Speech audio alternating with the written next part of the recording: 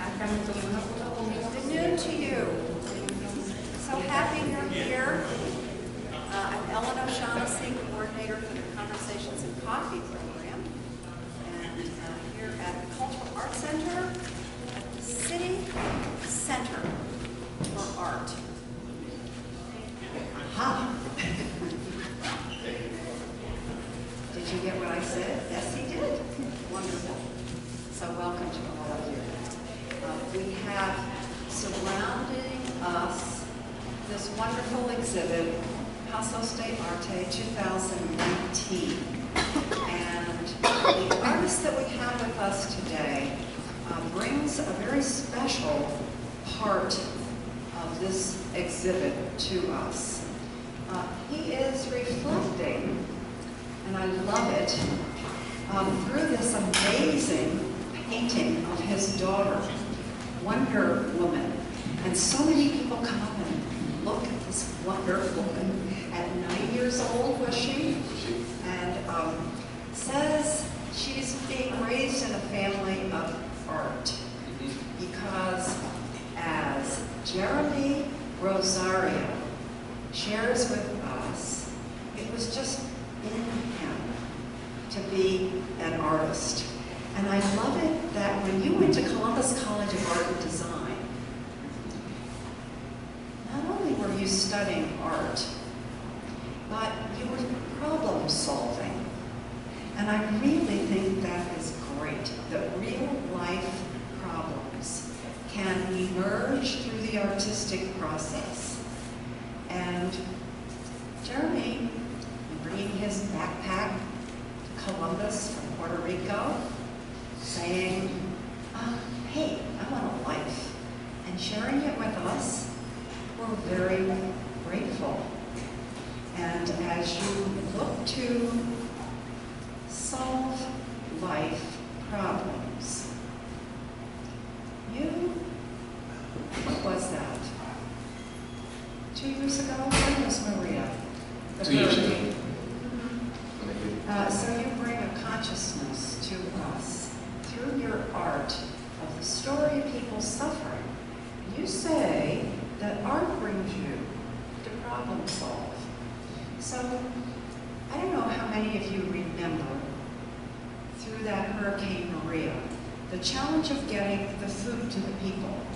Do you remember reading about that? Look how people, And I had an interfaith prayer service 2 years ago where a couple said they were miserable because the father-in-law could not get food.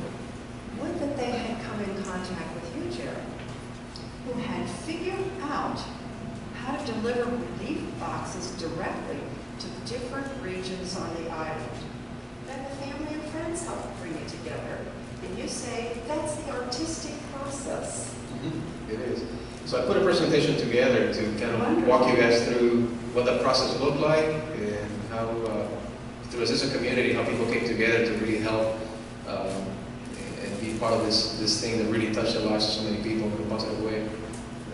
Now let's look at your companion just for a moment over there on the wall. Tell us about him and helping you with Maria.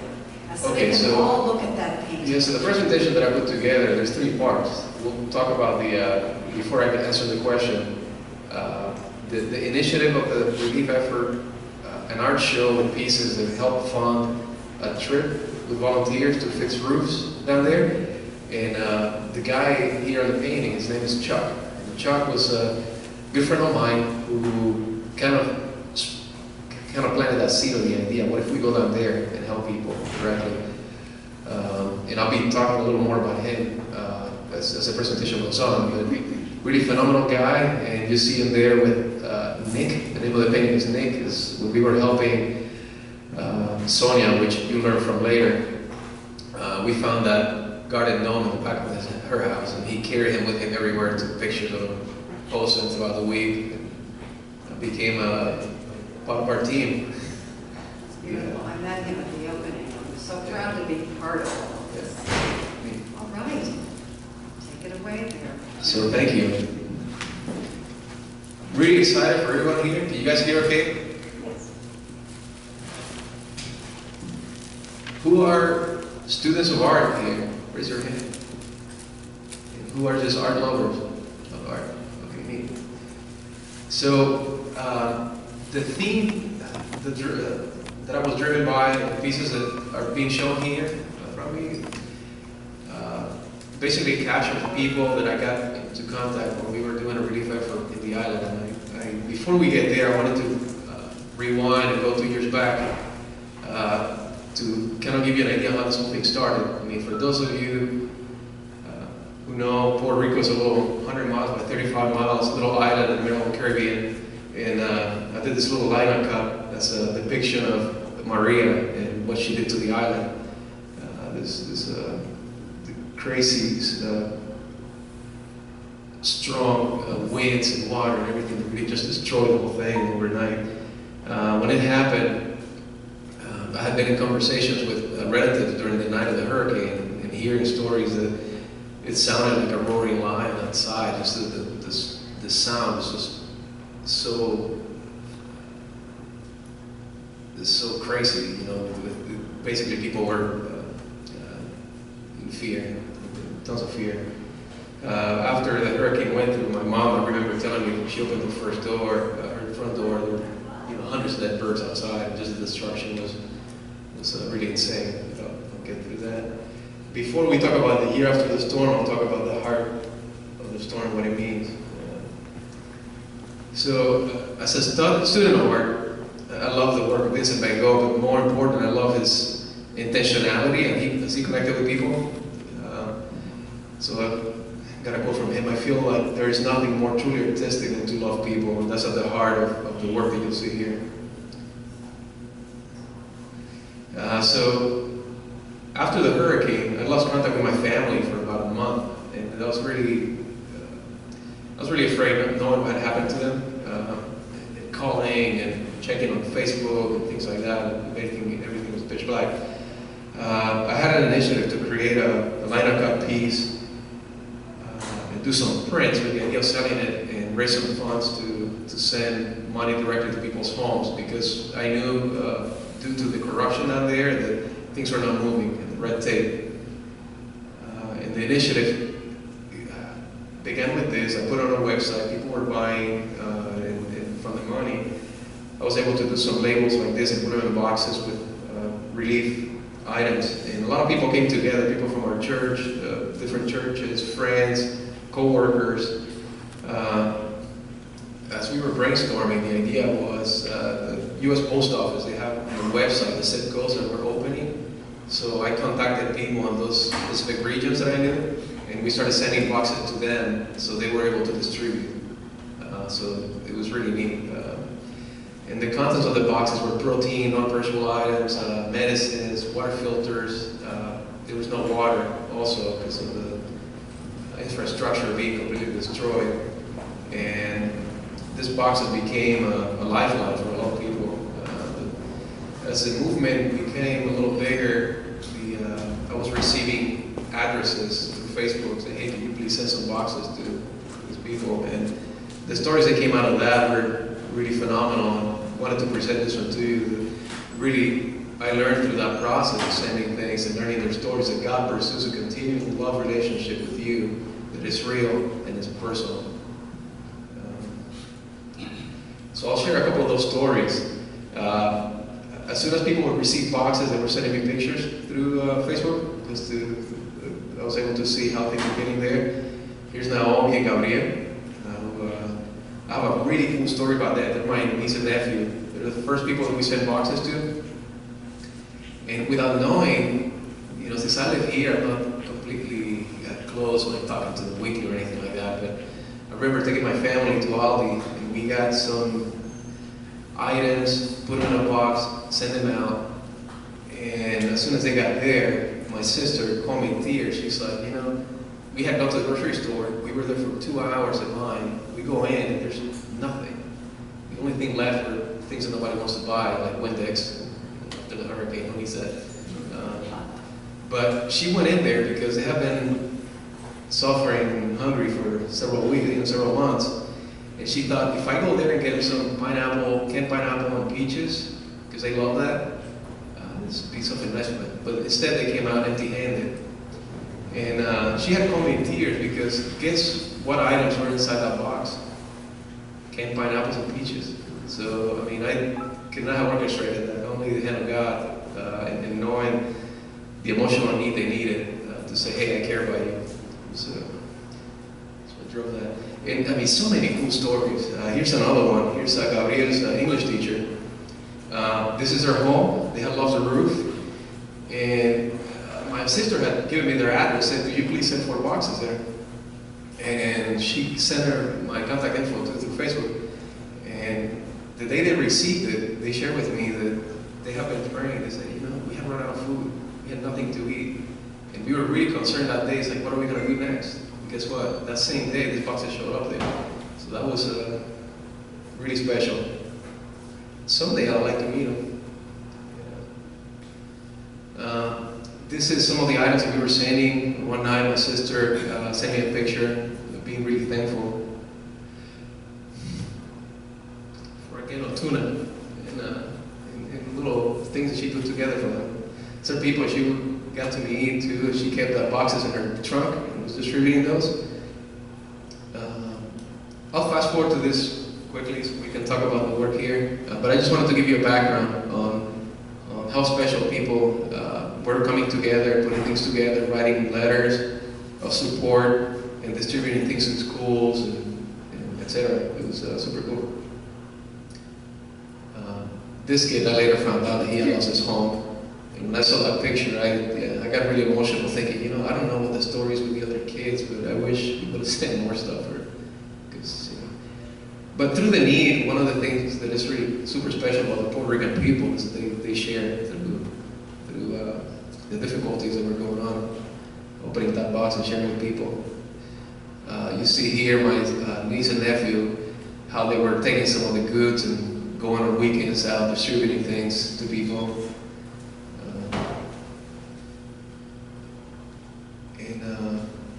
This lady took care of this guy when he was a little boy. And after the hurricane, he remembered her, came to her house to help her. She had, I believe, with early signs of Parkinson's, needs some help. So he had been going there daily to help. And so here's the break. Any questions so far? We'll get to the second part of the presentation. A quote by Bonhoeffer. We must learn to regard people less in the light of what they do or are meant to do, and more in the light of what they suffer. So I immediately, since the first print was a success in helping us bring awareness of rebuilding and had a positive message for people, despite the destruction, I just wanted to, through art, let them know, hey, things are going to be okay, we can get together, let's work hard and rebuild. I had received some pictures from family members of some of the things that took place. I mean, this gives you a sense of, imagine being sleeping at night all of a sudden, this horrendous winds and rain, thunder, destroy your home like that. I mean, where do you hide? There's nowhere to run. Basically, you have to write it in there. This picture here I took when I went down last year. We were doing some relief efforts, and we'll get to that too later. But it was kind of eerie, just driving around and seeing places like this, and seeing the things that the hurricane didn't take either. It was kind of funny. I laugh, like the TV's still standing there. But the couch is gone. So some of those images kind of inspire a series of 7 paintings called The Heart of the Storm. I wanted to kind of, in a chronological order, tell visual stories of that emotional response from people as they were going through this. The first one, Horror Unfolds. And this was inspired by the story my mom told me of the morning after opening the door and seeing all the destruction that was outside. So as an artist, I've been playing around with juxtaposition of color. And since my day job is doing graphic design, I just love the boldness of the color relationship with shapes. I wanted to create an interesting composition, big hands to tell the story. This is one of them. Broken Together. Here's another one reflecting what had taken place. This beautiful people are together. From a color theory standpoint, for those of you who study art, it's kind of interesting trying to get to the right hue to communicate flesh tone and the emotion, and removing enough information to still convey, give you an emotional power. And I think this piece achieves that with the tonality and the, you know, to give you an example, like how to communicate an element of sadness with just a little tiny white brushstroke, but from the distance it works, it holds together, looks like an interesting tear. Constant reminders. It's another good use of color, composition, and the big hands to tell that story. So break. If we have no peace, it is because we have forgotten that we belong to each other. So Chuck had told me, Jeremy, what if we go down there? And we had several art shows with some of those pieces that you saw, there's a few others, and with the money that we collected from that, I was able to kind of invite some people, and also volunteers from California helped us. So it was kind of a interesting thing, because if you really know me, I'm very disorganized, and a lot of times my mind is filled with fear, but not wanting to do things because of the fears, you know. How am I going to do that? I don't have that kind of money, or this or that, but there was a sense of urgency to really go and do something that I thought, let's forget about everything else and go and do something, because we have two hands and a heart and friends, and we were being guided by something greater. I was just thinking about that. Who is it that you gathered together to do this amazing thing when you were here and so many of the people were in Puerto Rico? How did you do that? Where did you get all the groceries? Where did you do? I mean, it's amazing. So again, from here it was community driven. You know, a lot of friends, co-workers, churches that came together, including the church that I attend, donating things. So we were putting everything together in our living room. We had it's like a giant warehouse operation, putting things together, taking them to the post office, sending things out, and receiving donations too for the shipments and things. But as a designer and illustrator, I also like creating kind of art that is informationally driven. And to speak to people, this is kind of in my mind, what I was thinking at the time after the hurricane. Is it for people to get a temporary tarp to allow you to have some type of shelter for a couple of months. You have to apply to the Army Corps of Engineers, and I think because of the contracts that went through the government and not being fulfilled, I think a year after the hurricane, there were still 40,000 homes without roofs. And I was thinking, what if I do an interesting composition? You see the tarps there, a little girl standing up. So when we went down, this was again a year after the hurricane, I was really surprised by where San Juan, which was not hit as hard as the east side of the island. I was really surprised to see the amount of blue tarps everywhere. It's like, wow. The damage is just insane what took place. So we have been in contact with an organization called Send Relief. They put you in contact with people that have needs, and you're able to go and meet with them. And they have been talking to us about Carlos and his family. This is a two-story home. His parents live in the lower level, and we were actually planning to take these volunteers to go and help them. Because of a series of events, the materials did not get there on time. So we were kind of on the fence, like, okay, what are we going to do now? But we knew that we had been guided by God to help impact somebody, and I'll talk about that in a second. But here's Carlos showing us his home and how the roof completely blew away like a kite, just landed a couple of miles away, and they lost everything. And so these people had nowhere to be. The neighbors ended up taking men, and I'll present you with a picture of her later. And it was kind of eerie getting up there and opening this home. All of a sudden, I mean, all you see is this guy back there. It's like, wow, it's pretty amazing. So I want you to meet Sonia. Sonia is a lady that we help with the roof, and when we got to her house to do an assessment and see what kind of materials we needed to go to Home Depot and there buy things, she just started crying. She's like, you know what? I've been sitting here by myself for months. My husband left me, and then this hurricane. Water trickles everywhere. She couldn't turn the lights on because afraid of the electric functioning there. And last night I came to the conclusion, there's no hope for me. There's no God. Can't go on. And 6 hours later, a group of strangers show up to begin working on her house, and we had the money to make everything happen too. It was like it was the beginning of a depression that she started walking away from that week because of a true intentional commitment to her. So this is the print that I had made. I brought one for her. This is a group of volunteers, some people from California, a combination of multiple people. Jared, who's a handyman here in Central Ohio. Octavia, she is a nurse, came with us, and she was a huge asset out there. I had to tell her multiple times, Octavia, can you please take a break? Because she was just working. Which is fine. I mean, we will all work. Patricia, Sonia, you see her here. Gabriel, you learn later. Gabriel is a kid who's in the painting when you come in through the other door. Tim Finer, here's Chuck. You see the painting here? And a couple more people there. So, Humanity Lifted is a piece that was inspired by the idea of being able to emotionally, but purposely also lift somebody in need. Here's us working. This is the back of Sonia's house.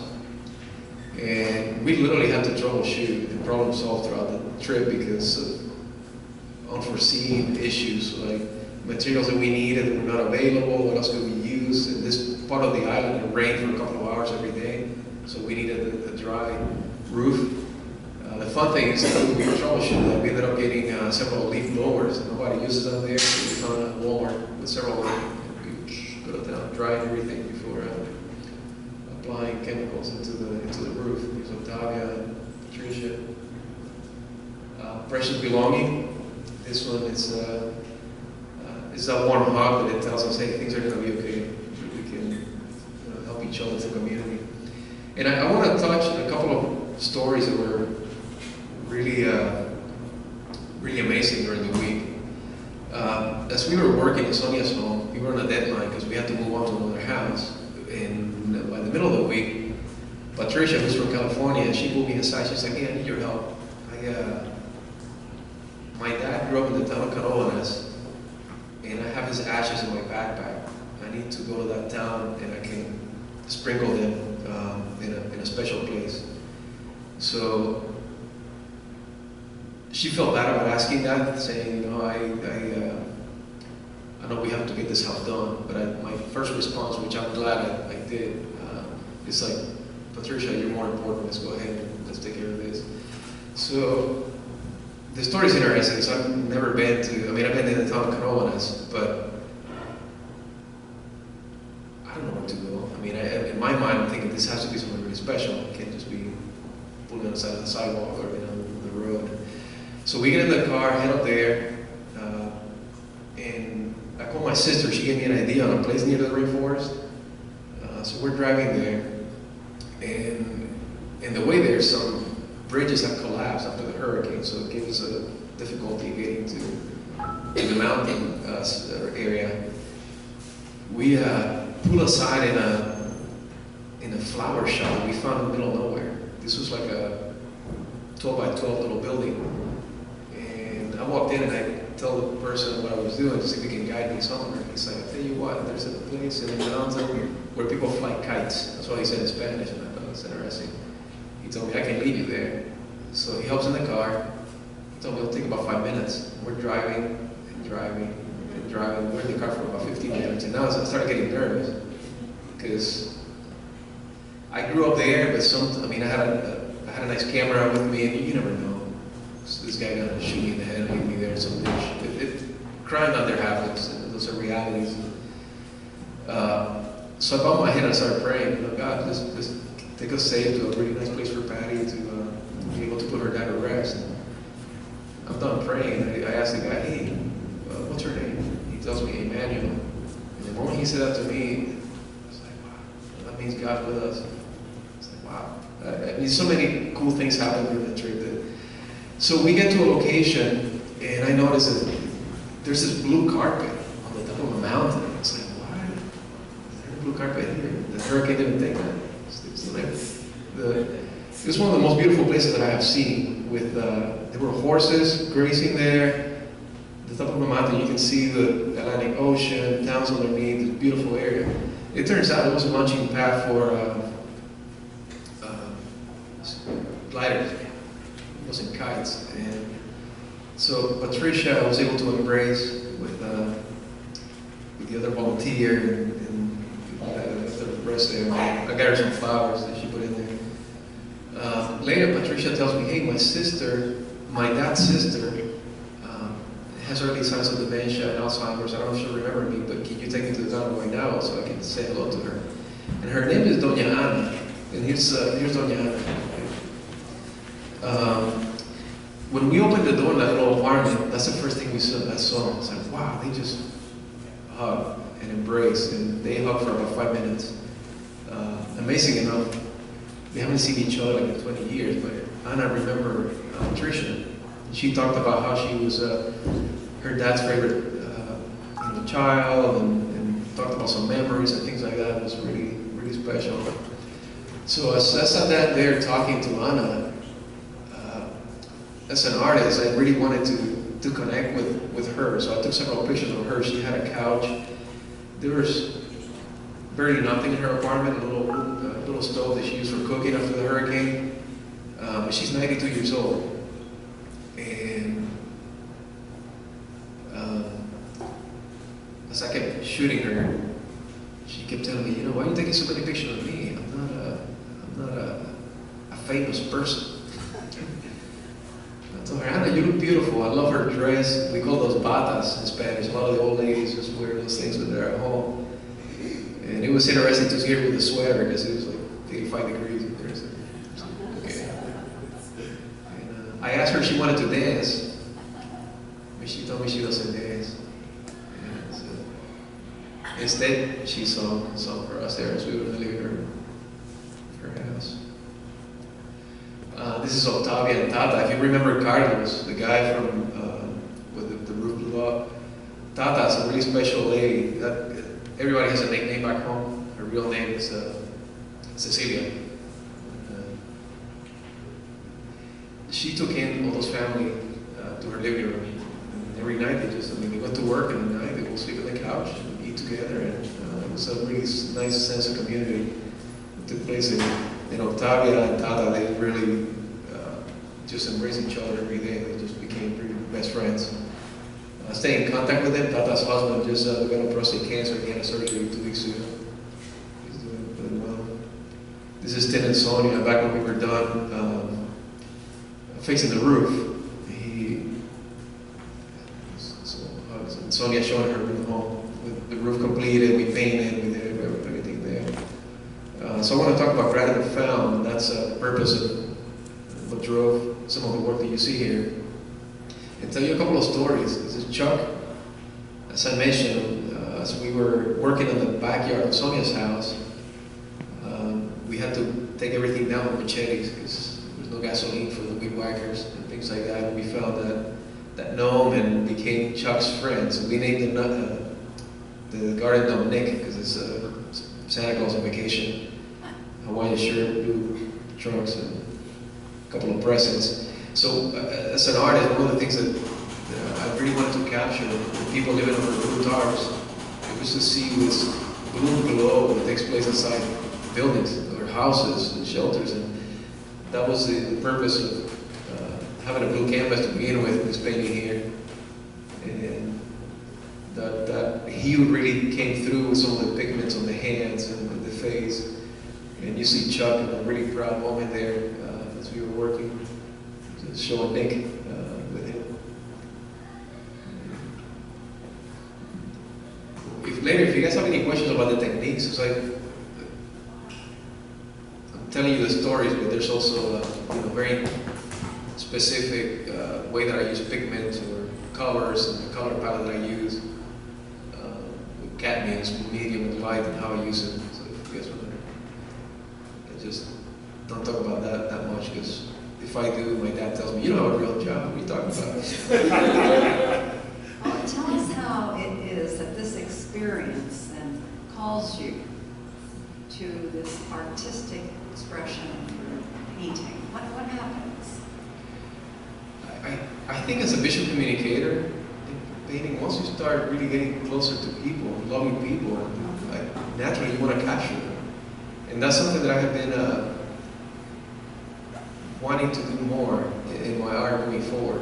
Really, beyond just doing a piece of art, there has to be a purpose behind it, and tell a story, and show somebody's heart.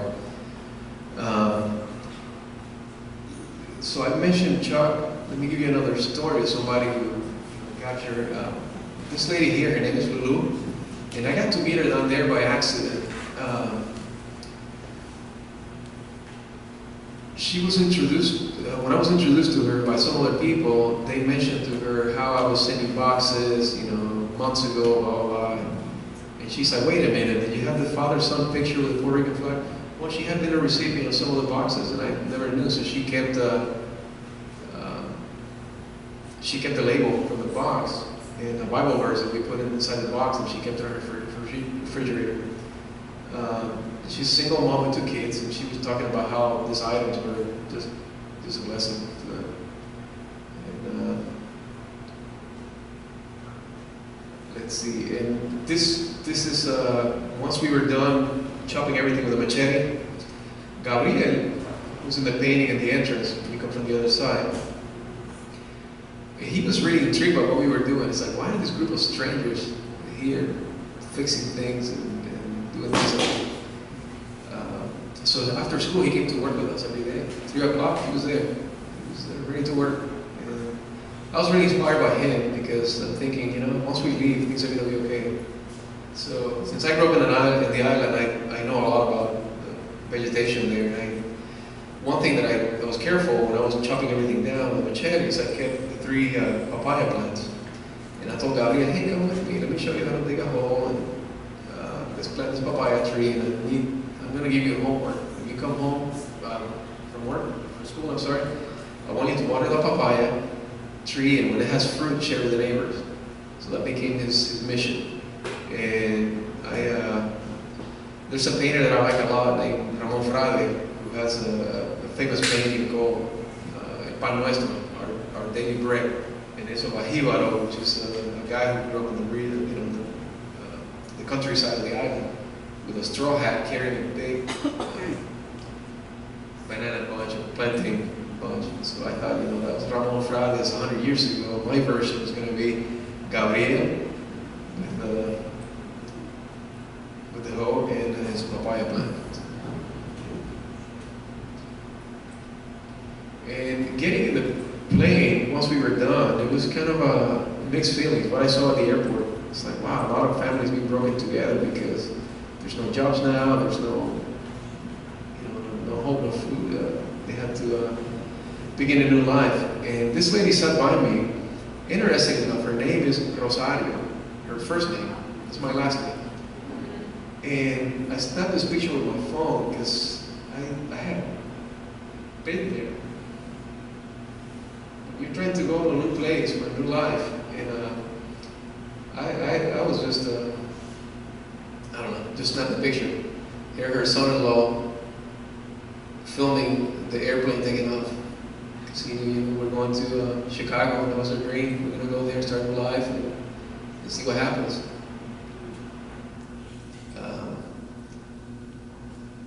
Let me see. So because of that theme, we teach ESL on Monday nights, and I get in contact with a lot of different people. And this year we got to meet a family that came here from Canoanas, which is a town where Patricia, may rest her father. We met this family and came in too, but their daughter is starting a new life in Ohio, and she needs some medical medical help, and we connected her with a free clinic in Delaware that we're friends with, and she had her physicals done for school. But in one of the ESL classes, I asked her, hey, can I get a picture of you for a painting? So to me, that painting symbolizes a new beginning. That's the title of it. How sensitive of you as a father of 4, huh? Oh, yeah. And your daughter, who was 9 then, is now about, what, 13? She's 13 now, yeah. And then you have a son at Kent State. Who's going to be a senior. Uh-huh. Well, he's a senior this year. He's graduating. I'm getting old. Senior in college. Yeah, when you get to be my age, everything hurts.